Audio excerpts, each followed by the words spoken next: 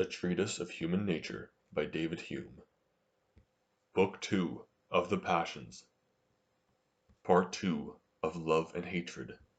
Section 4 of the Love of Relations.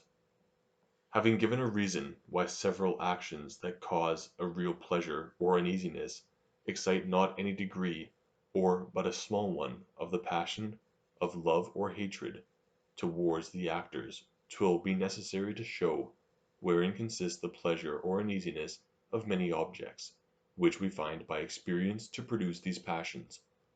According to the preceding system, there is always required a double relation of impressions and ideas betwixt the cause and effect, in order to produce either love or hatred.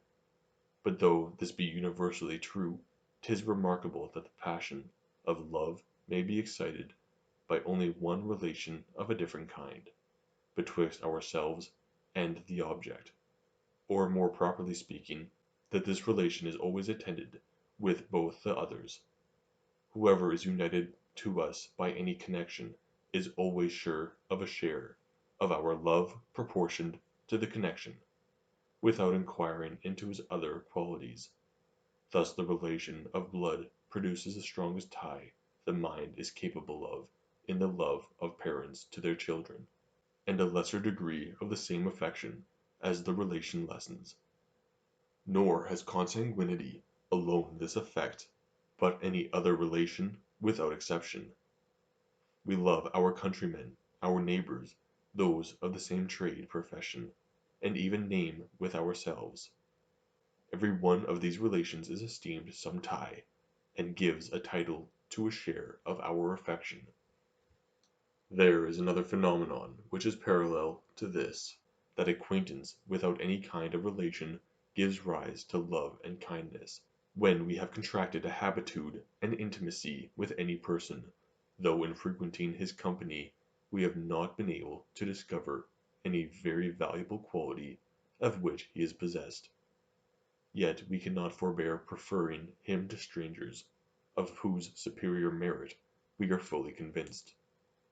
These two phenomena are the effects of relation and acquaintance, will give mutual light to each other, and may be both explained from the same principle.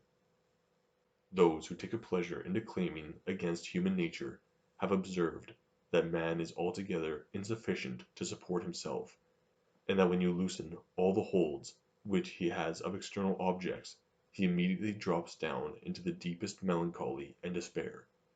From this, say they, proceeds that continual search after amusement in gaming, in hunting, in business, by which we endeavor to forget ourselves, and excite our spirits from the languid state into which they fall, when not sustained by some brisk and lively emotion. To this method of thinking I so far agree that I own the mind to be insufficient of itself to its own entertainment, and that it naturally seeks after foreign objects which may produce a lively sensation, and agitate the spirits. On the appearance of such an object it awakes, as it were, from a dream.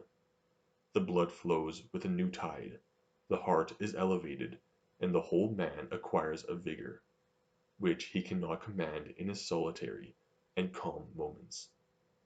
Hence company is naturally so rejoicing as presenting the liveliest of all objects, a rational and thinking being like ourselves, who communicates to us all the actions of his mind, makes us privy to his inmost sentiments and affections, and lets us see, in the very instant of their production, all the emotions which are caused by any object. Every lively idea is agreeable, but especially that of a passion, because such an idea becomes a kind of passion, and gives a more sensible agitation to the mind than any other image or conception. This being once admitted, all the rest is easy, for as the company of strangers is agreeable to us for a short time, by enlivening our thought, so the company of our relations and acquaintance must be peculiarly agreeable, because it has this effect in a greater degree, and is of more durable influence. Whatever is related to us is conceived in a lively manner, by the easy transition from ourselves to the related object. Custom also, or acquaintance, facilitates the entrance and strengthens the conception of any object. The first case is parallel to our reasonings from cause and effect, the second to education, and as reasoning and education concur only in producing a lively and strong idea of any object, so is this the only particular which is common to relation and acquaintance. This must, therefore, be the influencing quality by which they produce all their common effects, and love or kindness being one of these effects, it must be from the force and liveliness of conception that the passion is derived. Such a conception is peculiarly agreeable, and makes us have an affectionate regard for everything that produces it, when the proper object of kindness and goodwill. 'Tis obvious that people associate together according to their particular tempers and dispositions, and that men of gay tempers naturally love the gay, as the serious bear an affection to the serious. This not only happens where they remark this resemblance betwixt themselves and others, but also by the natural course of the disposition, and by a certain sympathy, which always arises betwixt similar characters. Where they remark the resemblance, it operates after the manner of a relation, by producing a connection of ideas; where they do not remark it, it operates by some other principle, and if this latter principle be similar to the former, it must be received as a confirmation of the foregoing reasoning. The idea of ourselves is always intimately present to us, and conveys a sensible degree of vivacity to the idea of any other object to which we are related. This lively idea changes by degrees into a real impression, these two kinds of perception being in a great measure the same, and differing only in their degrees of force and vivacity. But this change must be produced with the greater ease, that our natural temper gives us a propensity to the same impression, which we observe in others, and makes it arise upon any slight occasion. In that case resemblance converts the idea into an impression, not only by means of the relation, and by transfusing the original vivacity into the related idea, but also by presenting such materials as take fire from the least spark. And as in both cases a love or affection arises from the resemblance, we may learn that a sympathy with others is agreeable only by giving an emotion to the spirits, since an easy sympathy and correspondent emotions are alone common to relation, acquaintance, and resemblance. The great propensity men have to pride may be considered as another similar phenomenon. It often happens that after we have lived a considerable time in any city, however at first it might be disagreeable to us, yet as we become familiar with the objects, and contract an acquaintance, though merely with the streets and buildings, the aversion diminishes by degrees, and at last changes into the opposite passion. The mind finds a satisfaction and ease in the view of objects to which it is accustomed, and naturally prefers them to others, which though perhaps in themselves more valuable are less known to it. By the same quality of the mind we are seduced into a good opinion of ourselves, and of all objects that belong to us. They appear in a stronger light, and are more agreeable and consequently fitter subjects of pride and vanity than any other. It may not be amiss in treating of the affection we bear our acquaintance and relations to observe some pretty curious phenomena which attend it. 'Tis easy to remark in common life that children esteem their relation to their mother to be weakened in a great measure by her second marriage, and no longer regard her with the same eye, as if she had continued in her state of widowhood.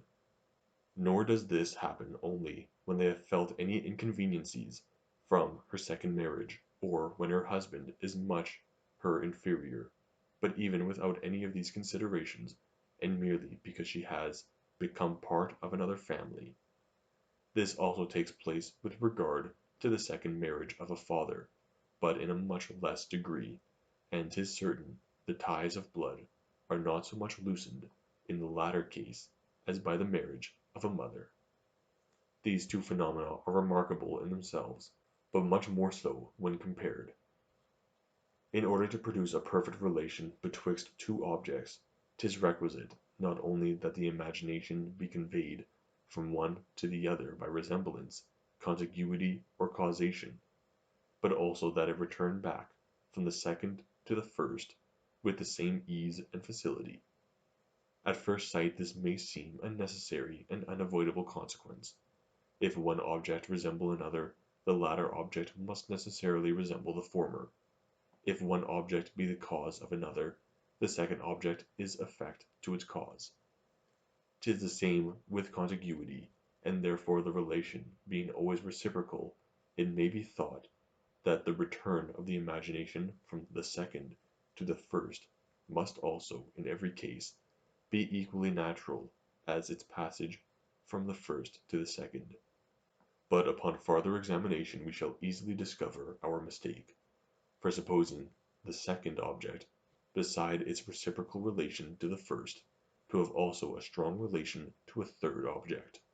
In that case the thought, passing from the first object to the second, returns not back with the same facility, though the relation continues the same, but is readily carried on to the third object, by means of the new relation, which presents itself and gives a new impulse to the imagination.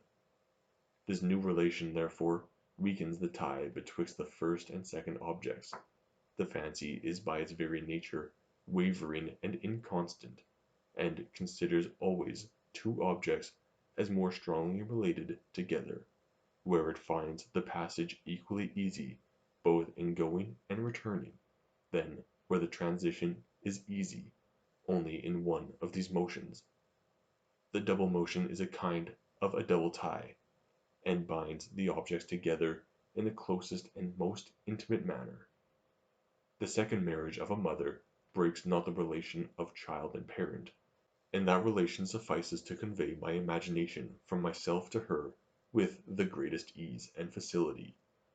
But after the imagination is arrived at this point of view, it finds its object to be surrounded with so many other relations which challenge its regard, that it knows not which to prefer, and is at a loss what new object to pitch upon.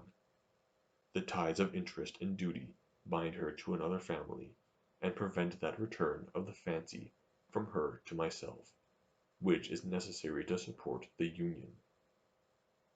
The thought has no longer the vibration requisite to set it perfectly at ease, and indulge its inclination to change.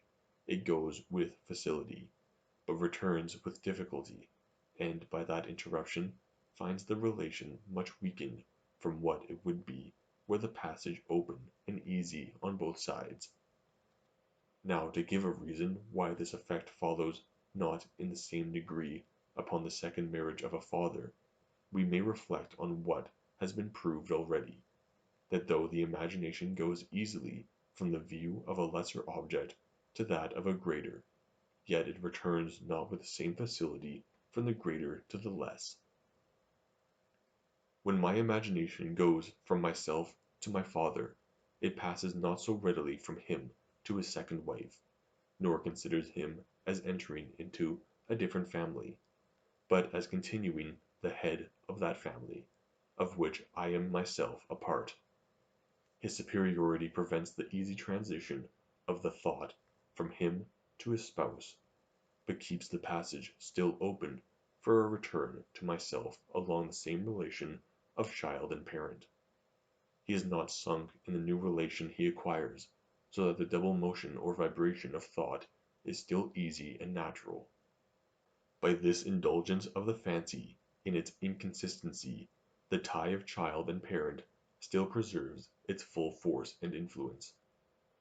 A mother thinks not her tie to a son weakened because 'tis shared with her husband, nor a son his with a parent because 'tis shared with a brother.